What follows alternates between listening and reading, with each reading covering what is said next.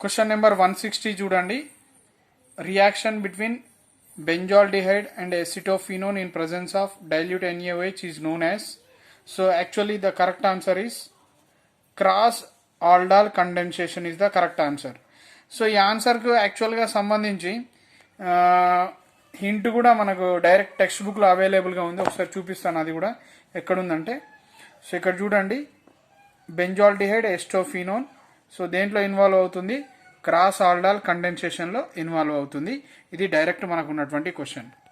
163 question 163.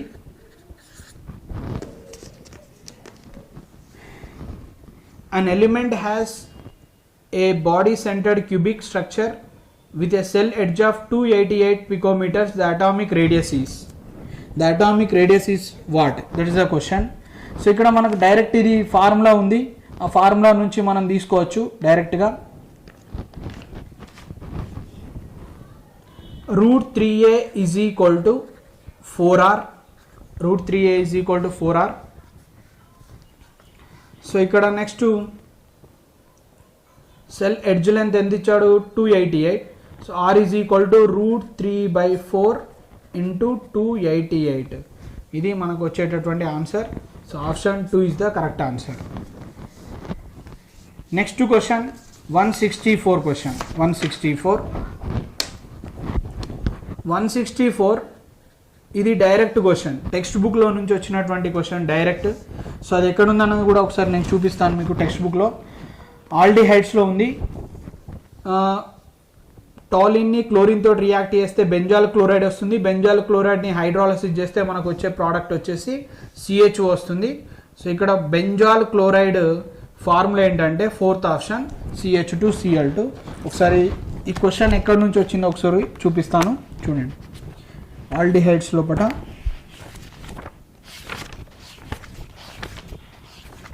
Direct వచ్చినటువంటి question ఇది. In the preparation of ఆల్డిహైడ్స్లో ఉంటుంది ఇది డైరెక్ట్ క్వశ్చన్. సో ఇది వచ్చినటువంటి question. Toluene, chlorine and what is our product? Benzal chloride.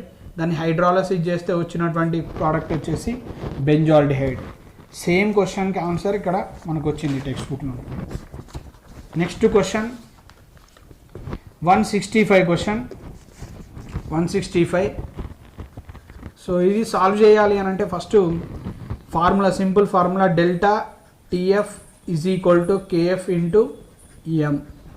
KF వచ్చేసి 5.12, M is equal to 0.078 molar. So ఇది సింప్లిఫై చేస్తే మనకు వచ్చే ఆన్సర్ 0.4 కెల్విన్ వస్తుంది. Fourth option is the correct answer. Next question number 166 direct question ఇది. Means incorrect statement అడిగాడు కాబట్టి the oxidation state of chromium in chromate ion and dichromate ion. So ఇవి రెండిట్లో యాక్చువల్గా దీనికి +6 ఉంటుంది, ఇక్కడ కూడా +6 ఉంటుంది. బట్ నాట్ సేమ్ అన్నాడు కాబట్టి అదే incorrect statement. So that is the answer. Next 167. Measuring Zeta potential useful in determining which property of colloidal solution. So Zeta potential means what? The potential difference between diffusal layer and fixed layer, that is Jetta potential. Based on that we can say the stability of colloidal solutions. So ఇది కూడా direct క్వశ్చనే మనం చెప్పొచ్చు. Next identify a molecule which does not exist. So ఇక్కడ a molecule exist కాదంటే సింపుల్గా మనం చెప్పొచ్చు ఆక్సిజన్ ఉంటుంది, లిథియం మాలిక్యూల్స్, కార్బన్ ఉంటుంది. బట్ ఇక్కడ హీలియం అనేది పాసిబుల్ కాదు. ఎందుకోసం అంటే bond order is equal to 2 - 2/2 is equal to, so మనకు వచ్చే ఆన్సర్ 0. బాండ్ ఆర్డర్ 0 కాబట్టి ఇది, సో అది పాసిబుల్ కాదు. Next identify the correct statement from the following. Carbon dioxide gas is used as a refrigerant for ice creams and frozen food. Actually solid carbon dioxide use చేస్తాం, gas కాదు, కాబట్టి ఇది wrong statement. ఇది wrong. The structure of C60 contains 12 6-membered rings. So ఇక్కడ మనకి ఏమి ఇచ్చాడు వీడు?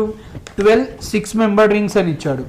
బట్ 26 membered rings ఉంటాయి దాంట్లో. అండ్ 12 5 మెంబర్ రింగ్స్ ఉంటాయి. సో ఇక్కడ ఏమి ఇచ్చా, యాక్చువల్ కరెక్ట్ ఆన్సర్ ఏంటంటే 26 membered rings and 12 5 membered rings ఉంటాయి, బట్ ఈ స్టేట్మెంట్ కూడా రాంగ్.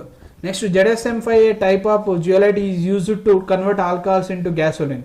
ఇది correct statement.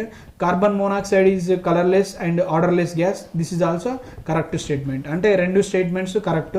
So C and D అంటే ఫస్ట్ ఆప్షన్ వచ్చేస్తుంది. నెక్స్ట్ 170 క్వశ్చన్కి వెళ్ళిపోదాం. 170 క్వశ్చన్. ఈ 170 క్వశ్చన్ని సాల్వ్ చేయాలంటే సో ఫస్ట్ మనకు ఇక్కడ చూడండి, ఏ mixture of nitrogen and organ gases in a cylinder contains 7 grams of nitrogen and 8 grams of argon. If the total pressure of the mixture is 27 bar, the partial pressure of nitrogen is. ఇక్కడ partial pressure of nitrogen ని find out చేయాలి అని అంటే partial pressure is equal to mole fraction of nitrogen into total pressure. ఇది మనం use చేయాల్సినటువంటి formula. So mole fraction of nitrogen కావాలి అని అంటే 7/28 and divided by 7/28 plus 8/40 into 27. దీన్ని సింప్లిఫై చేస్తే మనకు ఆన్సర్ వచ్చేసి 15 bars వస్తుంది. That is the answer. 7/28 and 7/28 plus 8/40ని సింప్లిఫికేషన్ చేస్తే మనకు వచ్చే ఆన్సర్ అది. ఒకసారి చూద్దాం. ఇది 4 times cancel. 1/4 divided by 1/4 plus 5 times 1/4. ఇక్కడ వచ్చేసి 4 5s 20. సో ఇక్కడ పైన 9 into 27. సో దీన్ని సింప్లిఫై చేస్తే 1/4 into 20/9 into 27. ఇక్కడ 5 times క్యాన్సల్, ఇది 3 times క్యాన్సల్. అంటే what is our answer? 15 bar is the answer. 15 bar. Next question, reaction between acetone and methyl magnesium chloride followed by the hydrolysis will give. So ఇది acetone CH3CO CH3 acetone పైన ఏది attack అవుతుంది? Magnesium, methyl magnesium chloride. So methyl magnesium chloride CH3MgCl attack అవుతే మనకు వచ్చే product CH3COMgX అండ్ CH3. This is the product. So దీన్ని hydrolysis చేస్తే మనకు వచ్చే ఫైనల్ ప్రోడక్ట్ వచ్చేసి ఆల్కహాల్, టెర్షరీ బ్యూటైల్ ఆల్కహాల్ వస్తుంది. Tertiary butyl alcohol. So what is our answer? 4th option is our answer. Next 172, anisole on cleavage with hydrogen iodide gives. So ఎనిసోల్ని మనం దేంతో hydrogen iodide తోటి react చేసినప్పుడు మనకు వచ్చే product ఏంటంటే, సో ఎనిసోల్ ఇది మిథాక్సీ బెంజిన్, ఎనిసోల్ ప్లస్ HI, ఇది మనకు ప్రొడ్యూస్ చేసేది ఫీనాల్ వస్తుంది, ప్లస్ మిథైల్ అయోడైడ్ అనేది ఫామ్ అవుతుంది. సో ఇక్కడ ఎందుకు ఫామ్ అవుతుందంటే, యాక్చువల్గా there is a partial double bond in between oxygen and carbon of phenyl group. There is a partial double bond. So ఈ ఆక్సిజన్కి ఈ కార్బన్కి మధ్య బ్రేక్ అయిపోతుంది. బ్రేక్ అయిపోయినప్పుడు హైడ్రోజన్ వచ్చేసి ఇక్కడ అటాక్ అవుతుంది, అయోడిన్ వచ్చేసి ఇక్కడ అటాక్ అయ్యి మనకు వచ్చే ప్రోడక్ట్ ఇది phenol and methyl iodide. Next question number 173, which of the following is natural polymer. మనకు తెలుసు న్యాచురల్ పాలిమర్స్ అంటే దాని best example.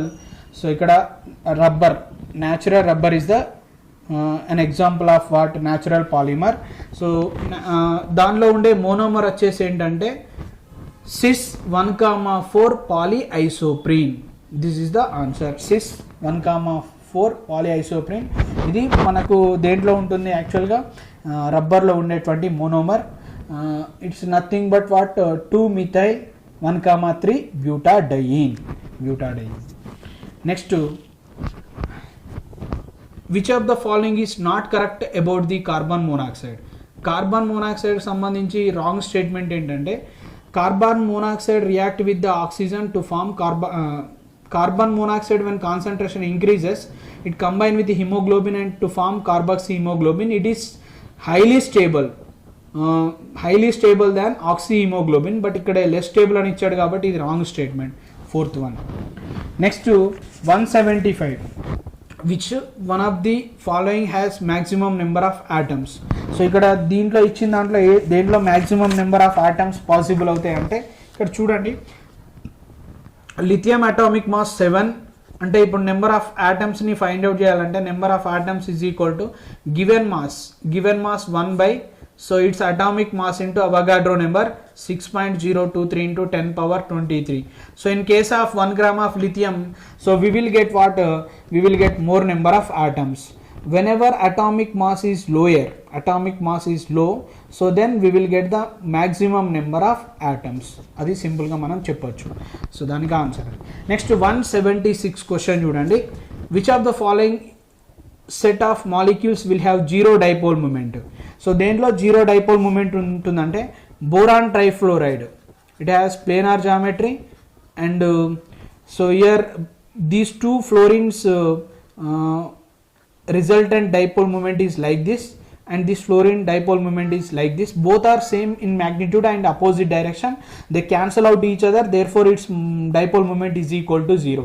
alane boron trifluoride, next inka carbon dioxide, next 1,4 dichlorobenzene, even BeF2 beryllium difluoride, CO2 and 1,4 dichlorobenzene. ఈ 4 molecules dipole moment 0 ఉంటుంది.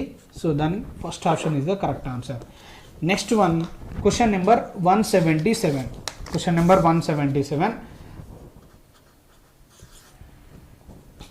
A tertiary butyl carbocation is more stable than secondary butyl carbocation because of which of the following? This is the tertiary butyl carbocation. It is tertiary butyl carbocation. Next to secondary butyl carbocation. This is the secondary butyl carbocation. So here number of alpha hydrogens are 9. Here number of alpha hydrogens are only 5. Because of more number of alpha hydrogens, it is more stable according to hyperconjugation.